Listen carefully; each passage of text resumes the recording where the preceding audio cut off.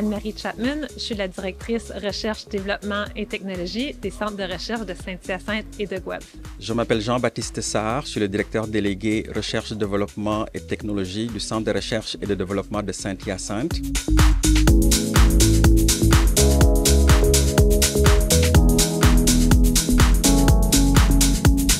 En fait, l'idée des portes ouvertes, ça fait quand même quelques années que nous n'avons pas tenu des portes ouvertes. Donc, en lien avec la fin de la pandémie, en lien avec de nouvelles expertises qui se sont ajoutées au centre, en lien aussi avec de nouvelles infrastructures que nous avons acquises, nous trouvions cela important de nous reconnecter avec le public pour leur montrer, pour leur partager c'est quoi la science derrière les aliments que nous consommons au quotidien. Donc l'idée des portes ouvertes, c'est un peu cela, c'est vraiment de vulgariser les travaux de recherche et d'innovation que nous faisons au quotidien. Donc, se faire connaître auprès des industriels, mais aussi se faire connaître au niveau du grand public. Parce qu'on fait quand même beaucoup de recherches intéressantes ici au Centre de recherche de Saint-Hyacinthe. Le Centre de recherche et de développement de Saint-Hyacinthe, c'est le seul centre de recherche au sein d'Agriculture Canada qui est spécialisé en transformation alimentaire. Nous sommes le seul centre qui travaillons en transformation alimentaire, mais nous collaborons également avec les autres centres d'Agriculture Canada et avec les partenaires industriels. L'autre raison derrière les portes ouvertes, c'est aussi de démontrer comment la science qu'on fait contribue aux défis de demain du secteur agroalimentaire. Donc, notre recherche contribue à diminuer l'impact des changements climatiques et à s'adapter aux changements climatiques au niveau du secteur agroalimentaire, à s'assurer que le secteur est résilient, donc s'assurer qu'on a des aliments sains et santé. Grosso modo, c'est une centaine d'employés. Mais la majorité de ces employés, c'est des scientifiques. Les 2/3 des employés, c'est des chercheurs scientifiques, c'est des assistants de recherche et des ingénieurs qui vont conduire des projets de recherche pour le bénéfice des citoyens et citoyennes canadiens. Dans cet aspect de changement d'ère numérique, évidemment aussi, il y a l'intelligence artificielle. Ça veut dire que les chercheurs ici au centre utilisent beaucoup des données qui sont disponibles en temps réel pour développer des techniques, des méthodes pour garder les aliments sains et augmenter leur durée de vie et aussi réduire les ressources comme l'eau, l'énergie et ainsi de suite qui va dans la production. Au sein du Centre de recherche et de développement de Saint-Hyacinthe, comme je le mentionnais tout à l'heure, nous avons plusieurs chercheurs scientifiques. Pour être plus précis, nous avons 16 chercheurs scientifiques. Ces équipes-là sont divisées en 3 grandes équipes, si je peux le présenter de cette façon. Donc, les visiteurs vont avoir la chance de rencontrer les chercheurs qui travaillent dans 3 domaines. Le premier domaine, la première équipe que vous allez rencontrer, c'est les chercheurs qui travaillent dans le domaine de la salubrité des aliments. Donc, les visiteurs vont avoir la chance de rencontrer ces équipes de recherche-là. La deuxième équipe est constituée de chercheurs qui travaillent plus dans le domaine de la qualité des aliments, plus précisément dans le domaine de la physico-chimie des aliments. Les visiteurs vont avoir la chance aussi de rencontrer une troisième grande équipe qui est plus constituée de chercheurs et de spécialistes qui vont davantage regarder l'aspect transformation des aliments, l'aspect aussi qualité nutritionnelle des aliments. Bonjour, je suis Lamia Lossine, je suis chercheur ici au Centre de recherche et de développement de Saint-Hyacinthe et je suis également chef du pilier attributs et physico-chimie des aliments. Notre pilier, comme son nom l'indique, c'est vraiment s'intéresse à la qualité, donc aux propriétés physico-chimiques des aliments. On a des équipes de recherche qui travaillent sur différents aliments. Par exemple, moi, je travaille sur les protéines végétales, donc on s'intéresse à leur qualité nutritionnelle, leur qualité biologique, c'est-à-dire comment est-ce que leurs effets sur la santé. On veut s'intéresser également, est-ce qu'elles répondent aux besoins nutritionnels en termes d'acides aminés. Par exemple, on veut s'intéresser à leurs propriétés technologiques. Comment est-ce qu'elles vont se comporter dans les aliments. On a aussi des équipes de recherche qui travaillent par exemple sur la qualité de la viande, sur aussi également réduire les pertes, justement les coproduits, réutiliser les coproduits de la viande. Des opportunités comme ça, comme les portes ouvertes, ça permet aussi de démontrer au public le type de recherche qu'on fait, l'importance que ça a pour eux, aussi les différentes, au fait, la diversité des recherches qu'on fait, surtout en agroalimentaire. Parce que à la fin, c'est important, c'est ce qu'on retrouve dans les assiettes des consommateurs et c'est important de connaître donc, la qualité de ce qu'on mange. Je m'appelle Evelyne Guévremont, je suis chercheure scientifique ici au Centre de recherche et développement de Saint-Hyacinthe et aussi je suis chef d'équipe pour le pilier microbiologie et salubrité des aliments. Le pilier microbiologie et salubrité des aliments regroupe plusieurs chercheurs qui ont des activités qui touchent les micro-organismes. On pense aux bactéries, aux virus. Ces bactéries ou virus-là peuvent être utilisés autant pour des bonnes choses, produire des yogourts, du fromage, mais ils peuvent aussi avoir des fois un côté négatif quand on est malade, exemple, puis on a mangé des aliments qui n'étaient pas nécessairement bons. Donc, nous, notre rôle, c'est de s'assurer que les gens, quand ils consomment des aliments, ils ne sont pas malades et qu'ils sont très bons et très nutritifs. Une journée comme aujourd'hui, c'est une occasion unique de faire partager nos travaux. On travaille pour la santé des Canadiens, des Canadiennes, pour l'industrie, puis on est toujours content de pouvoir partager nos découvertes. C'est toujours beaucoup de passion, beaucoup de fierté qui nous anime. Et c'est l'occasion d'ouvrir les portes et de pouvoir accueillir les gens qui ont de l'intérêt pour la science, pour ce qu'on fait. Puis l'occasion d'échanger avec eux, de partager notre passion, nos intérêts et d'avoir des beaux moments, autant pour la famille, les adultes, tout le monde en ressort grandi. On est ici pour favoriser la salubrité et la sécurité alimentaire, produire des aliments qui utilisent les micro-organismes, qui soient bons et qui soient sains pour notre santé.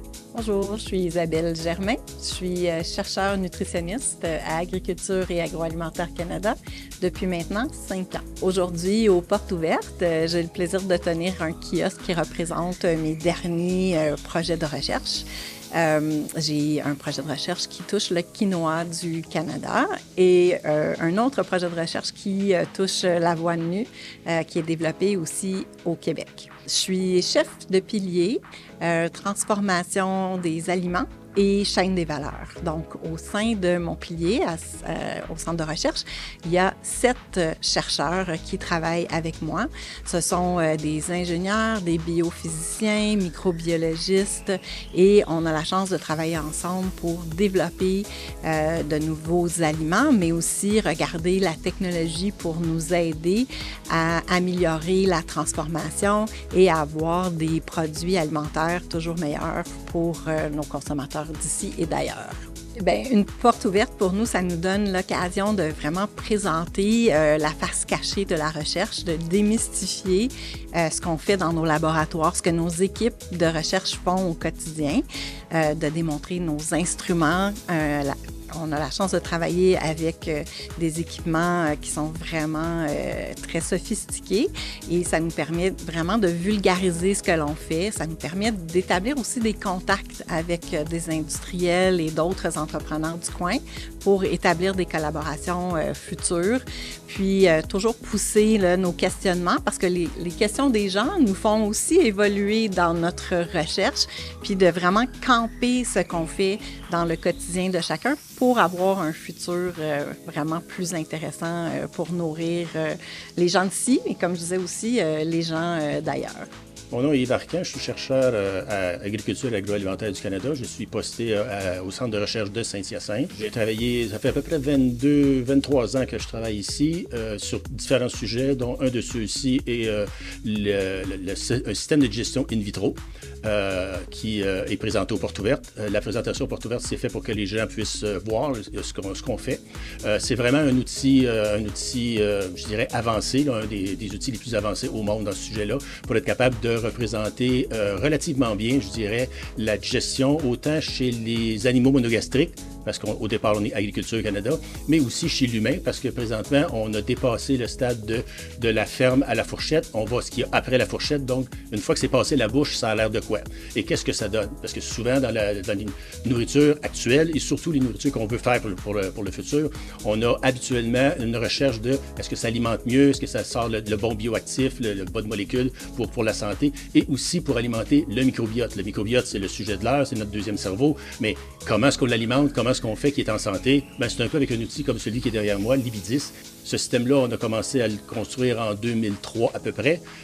L'idée, c'était de représenter le plus fidèlement possible n'importe quel type de mangeur qui mange n'importe quoi avec n'importe quel type de santé. Quand c'était présenté aux portes ouvertes, ça a été un succès. Les gens adorent. Les gens posent des tonnes de questions, se demandent surtout comment ça se fait que ça existe. C'est une idée d'un chercheur qui venait avant moi, qui a essayé des choses, et on m'a approché, parce que j'étais nouvellement arrivé au CRD, puis on dit « Pourquoi ça ne fait pas ce que c'est supposé faire? » On s'attend à ce qu'en donnant des probiotiques, on trouve une amélioration, et c'est ce qui se passe in vivo. Alors pourquoi in vitro, ça ne se passe pas comme ça? L'analyse a été faite et ça a démontré que les analyses qui se faisaient dans les méthodes qui étaient utilisées dans la littérature n'étaient pas les meilleures méthodes. Alors on m'a demandé, es-tu capable d'améliorer ça? Alors j'ai commencé à améliorer, puis de petites améliorations, c'est devenu une grosse amélioration, une très grosse amélioration. Aujourd'hui, on a un système qui est assez comparable au meilleur au monde. Donc Marco Gagnon, fondateur des purées. Donc les purées, c'est des purées légumes prêtes à manger. Donc c'est vraiment pour simplifier la préparation des repas. C'est un sac scellé, je la mets dans l'eau chaude une dizaine de minutes pendant qu'on prépare le souper. Donc, et c'est prêt. Des légumes du Québec, pas d'agent de conservation, pas de saveur artificielle. Donc comme par exemple la purée de courge, c'est des courges, du beurre et du sel. Purée de patates douces, beurre, sel, qui viennent ici de Sainte-Madeleine. Donc patates douces directement de la ferme. Je les apporte ici, je les épluche, je les transforme, je les mets dans un sac. Après ça, ça s'en va dans toutes les IGA du Québec. Donc, j'ai commencé à épurer, ça va faire 4 ans. Fait qu'au début, j'ai commencé dans ma cuisine. Fait que c'est tout comme bonne start-up un peu, là. Fait que j'ai commencé dans ma cuisine. Après ça, je venais ici périodiquement, donc une journée de temps en temps. Je faisais la production, je faisais des tests. Puis après ça, j'ai eu une activité pour mes produits chez IGA. Donc après ça, je suis tombé ici à 5 journées semaine. Donc à partir d'ici, je peux fournir IGA. J'ai distribué via JFS, Collabore, j'en vends chez les fermes Lulfa, Cool et Simple.